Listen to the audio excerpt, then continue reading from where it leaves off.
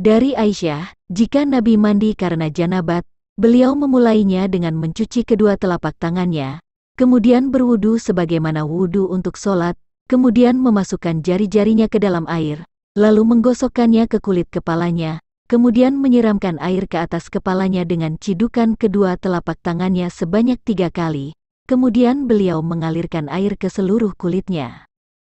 Dari Maimunah istri Nabi, Nabi berwudu sebagaimana wudunya untuk sholat, kecuali kedua kakinya, beliau lalu mencuci kemaluan, dan apa yang terkena kotoran mani, kemudian menyiramkan air ke atasnya, kemudian mengakhirinya dengan menyela, dan mencuci kedua kakinya. Itulah cara beliau mandi dari janabat. Dari Aisyah berkata, aku pernah mandi bersama Nabi dari satu ember, terbuat dari tembikar yang disebut al-fara. Abu Salamah berkata, aku dan saudara Aisyah menemui Aisyah. Lalu saudaranya bertanya kepadanya tentang cara Nabi mandi dari janabat. Aisyah lalu minta diambilkan satu bejana air setara dengan ukuran satu sak, kemudian mandi dan menuangkan air ke atas kepalanya, sementara antara kami dengannya terhalang oleh hijab.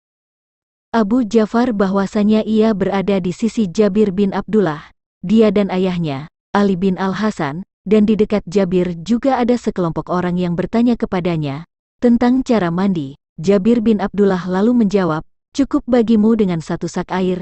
Tiba-tiba ada seorang yang berkata, bagiku tidak cukup. Maka Jabir pun berkata, seukuran itu cukup buat orang yang lebih lebat rambutnya darimu, dan yang lebih baik darimu.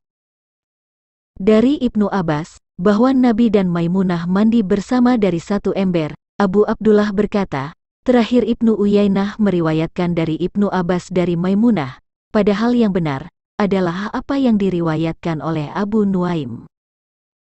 Rasulullah bersabda, aku menyiram kepalaku sebanyak 3 kali. Beliau memberi isyarat dengan kedua telapak tangannya.